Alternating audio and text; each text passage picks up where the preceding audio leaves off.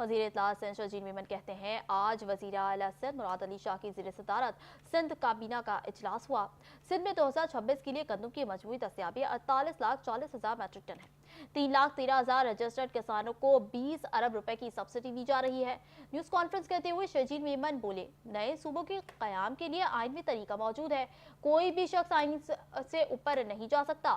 MQM के रहनुमाओं की सियासत खत्म हो चुकी, जानबूझकर इश्तियाल दिलाने वाली जबान इस्तेमाल की जा रही है।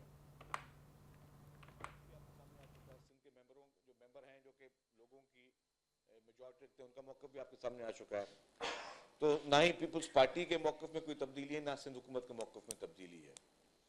फैसला जो करना है वो अवाम ने करना है। और अवाम किस तरह फैसला करती है? आप कोई भी डिसीजन अवाम पर लेके जाते हैं, किस तरह लेके जाते हैं? तो अवाम के जो मुंतखब नुमाइंदे हैं वो होते हैं असम्बली में, और वो असम्बली फैसला करती है कि जी आपने क्या डिसीजन लेने हैं।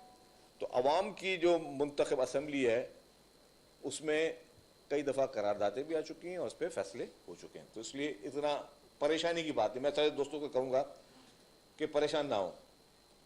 आपके नुमाइंदे बैठे हैं असम्बली में। हम अगर रोज़ जज्बाती तकरीरें नहीं करते, या हम आके जो आपने नाम लिया मुस्तफ़ा कमाल साहब का, या क्या उनके लबे लहजों में नहीं बात करते, इसका मकसद क्या है?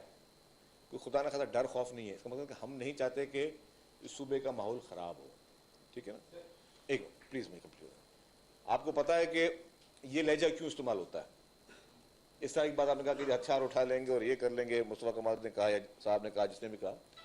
मैं आपको एक अर्ज़ कर दूं कि कुछ लोग चाहते ये हैं, उनको पता है कि होना क्या है। ठीक है ना? कि कोई ऐसा माहौल करें, क्योंकि वो लोग वो हैं जो पॉलिटिकली वो लोग ख़त्म हो चुके हैं। नए सूबों की बात है, आइन में एक तरीक़ेकार मौजूद है नए सूबे किस तरह बनने। कोई भी शख्स आइन से बाहर नहीं जा सकता, और ना आइन से